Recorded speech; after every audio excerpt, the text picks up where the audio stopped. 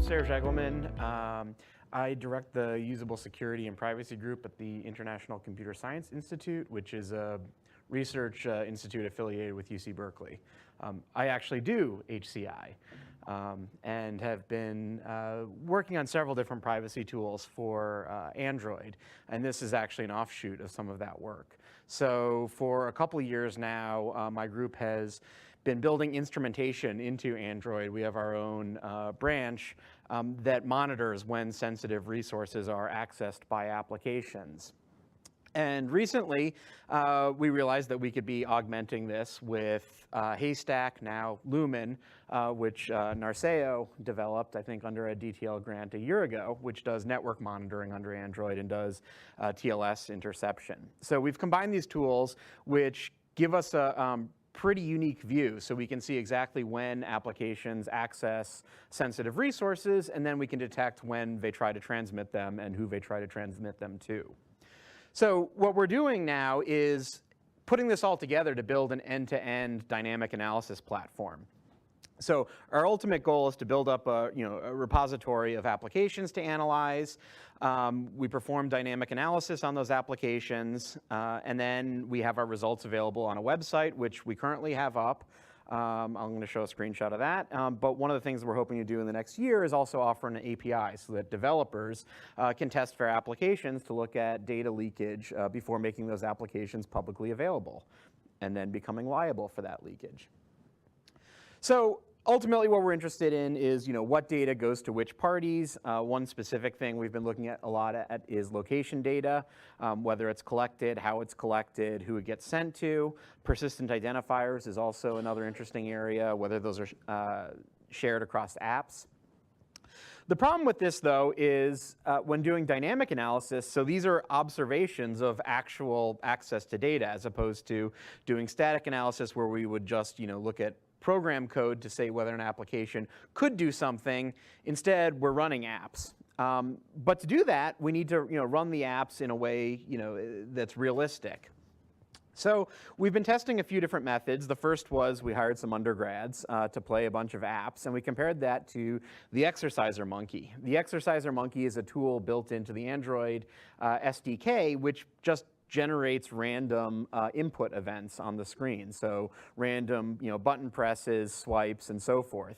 And what we found is for our initial corpus of apps, the Monkey achieves similar code coverage to the actual people playing those apps. And so this seems to be a pretty promising long-term solution. One of the things we're hoping to do in the coming year is also augment this with crowdsourcing, which I'm not going to get into, but feel free to ask me about that at the end of the talk.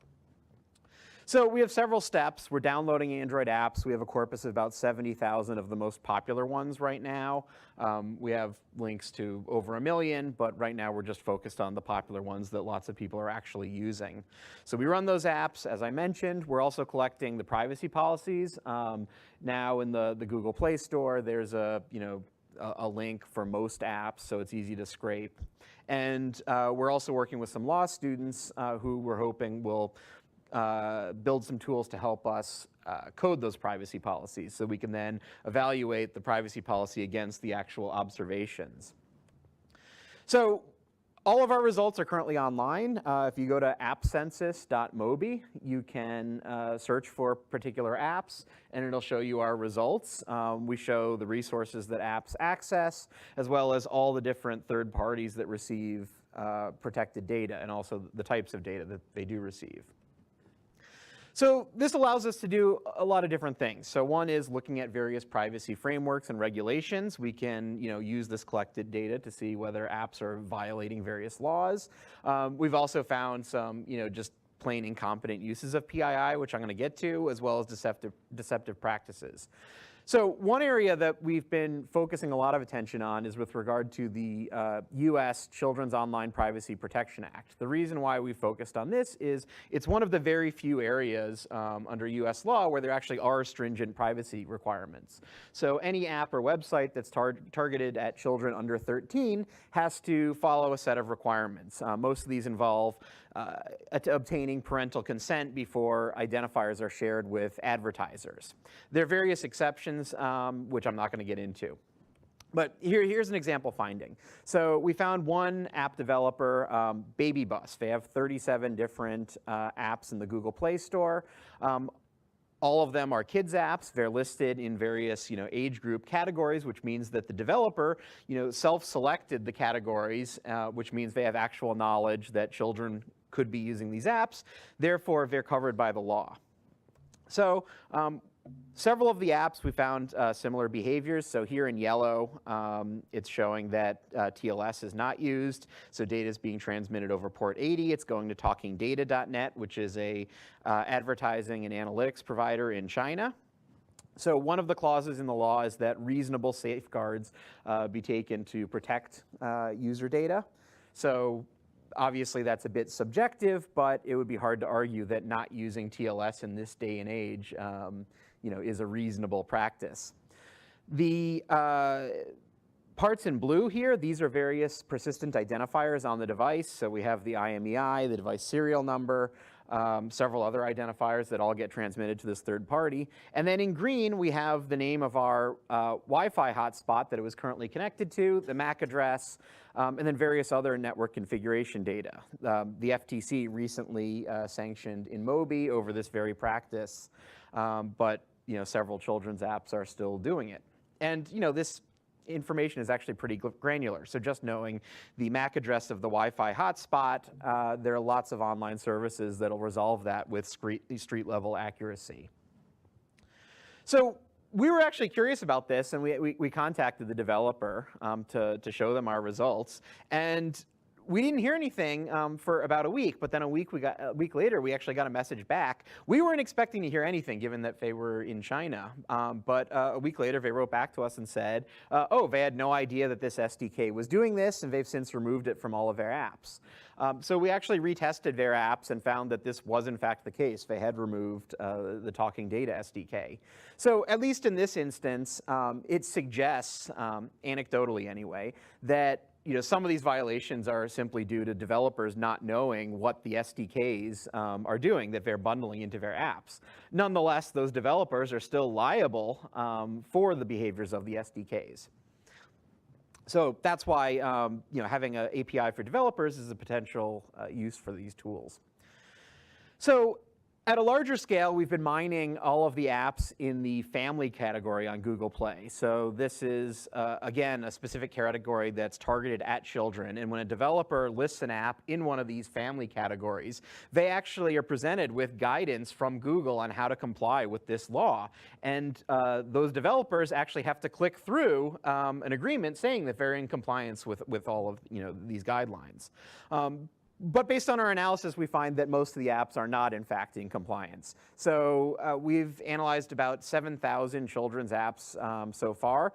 The vast majority transmit identifiers to third-party advertising and analytics providers, which by itself might not be a violation if they're not doing behavioral advertising, but we have lots of evidence to suggest that they are. There are several identifiers that are, persistent. So IMEI, MAC addresses, and so forth, those cannot be reset by the user. Whereas Google created the Android Ad ID for, as a privacy-preserving identifier. And in Google's terms of service, advertising providers are required to only use the Android Ad ID. Despite that, we found that the majority of the time that the Android Ad ID is transmitted to advertisers, it's transmitted alongside other persistent identifiers, therefore completely negating any of the privacy-preserving properties. We found, under 10% of the apps are outright transmitting PII without first obtaining parental consent, which is itself another violation. And we know that despite the automatic testing, we know that the apps are not obtaining parental consent because the law requires that it be verifiable parental consent. In this case, if the monkey is randomly clicking buttons and is able to click through age gates, then that's not sufficient under the law. We have also found anecdotally there are several apps that will present an age gate, but also transmit all sorts of identifiers to third parties before the user dismisses that age gate.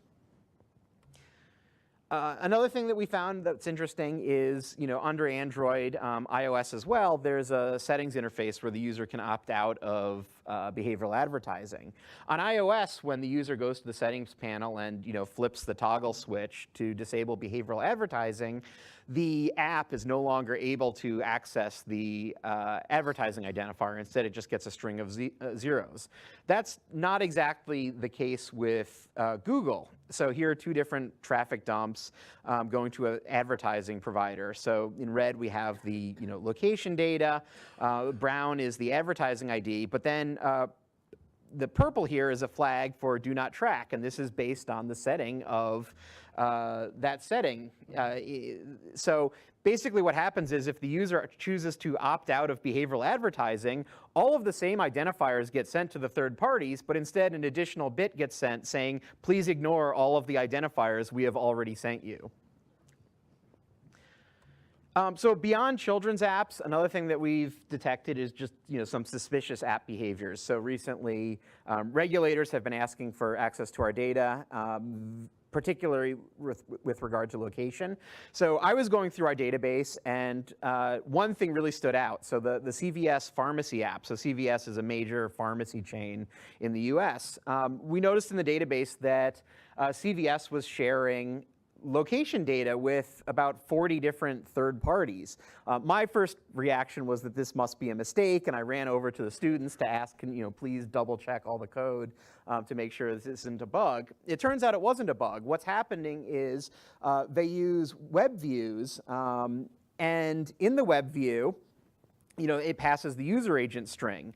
So what the CVS app does is it augments the latitude and longitude to the user agent string, which means that any third-party content that's loaded from within the web view is also receiving the user's GPS coordinates, whether it intends to receive those or not. And this isn't just on, what you would imagine, the use case would be, even though you shouldn't be using the user agent string for this, you could imagine opening up a web view to say, find features near you. Turns out this is persistent in all of the WebView objects. So this is the forgot password page, also passes GPS coordinates to all third-party content that's loaded from that page.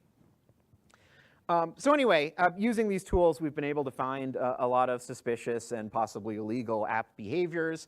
And what we're working on now is scaling this up. So one of the things that we've done is we're doing stack inspection, so we can do app attribution of various behaviors, so we can distinguish between whether identifiers and various protected resources were accessed by core application code versus third-party libraries.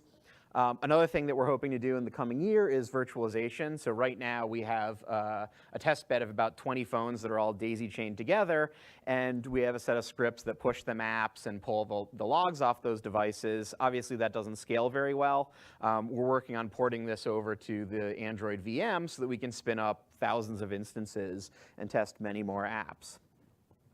And I'll leave it at that.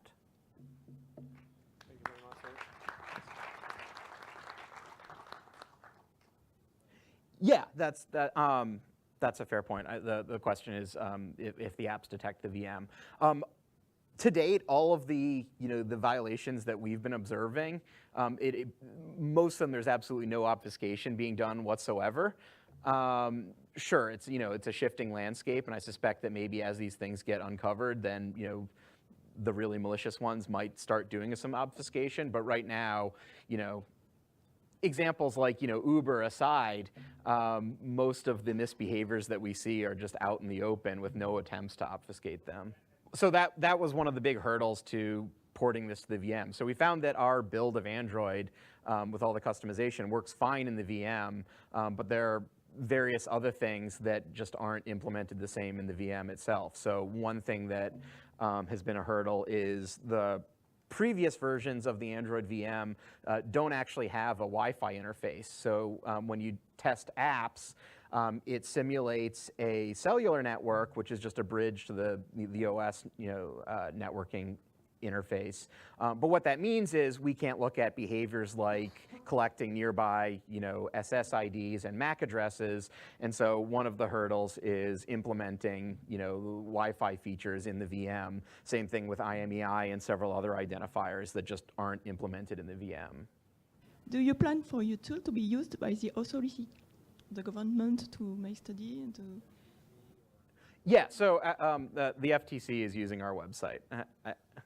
There are other regulators that have been also accessing our data. So we have several different classes of users that we're expecting. So regulators are already using the website to search for particular apps. The API we're hoping to offer to developers so that they can correct these problems before deploying apps. But then also we want to have the website accessible to regular end users so that they can go to the website and see what the behaviors of their apps are. So being a European regulator, can I expect that you will extend your work to the French or Spanish store of Google Apps, because there may be some differences, and also to have access to your results if we want to apply some fines?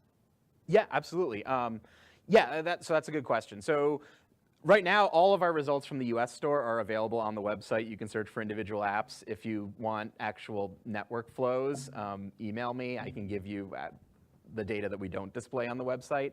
In terms of looking at like the French Google Play Store or other countries, we haven't done that yet. That's something that we want to do. In order to do that, though, we're going to have to start setting up machines in those countries so that we can access the store from those countries. But yeah, I mean that should be trivial. Julia Rubin, University of British Columbia. I have a more technical question. So at the beginning, you said that the violations appear in the libraries, and developers are not even aware that this violation happens. And there are like 10, 20 most popular libraries. So I wonder whether, if we fix all the libraries, we fix all the problems that you outlined. You analyzed 7,000 applications.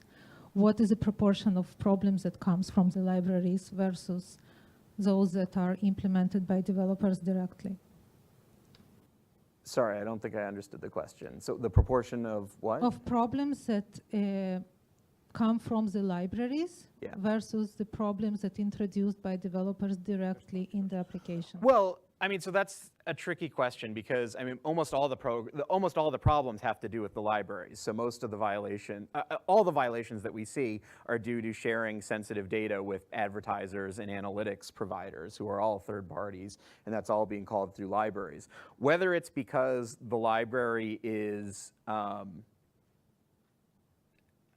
guess, some of the problems are that the libraries just shouldn't be used in children's apps because it's going to violate the law no matter what, based on what that library does. In other cases, the libraries provide flags for the developer to use so that it limits the various behaviors that would be violating the laws. And in many cases, most of the cases, we find that in those types of libraries, the developers either aren't aware of how to configure the library properly, or just failing to do it, willfully, because obviously the behavioral advertising ads make a lot more money than, the permissible contextual ads.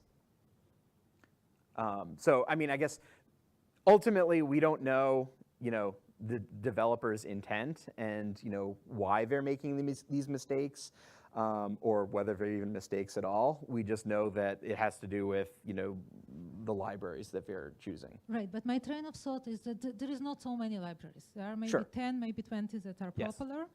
And even if we cannot even fix that as a regulators, if we can't fix these 10, 20 libraries, then the life will be perfect and purple. And if we cannot even do that, then we are in trouble, right? Yeah, agreed. Okay, I think we'll stop here, and it's a nice topic to continue offline. Thanks again, sir.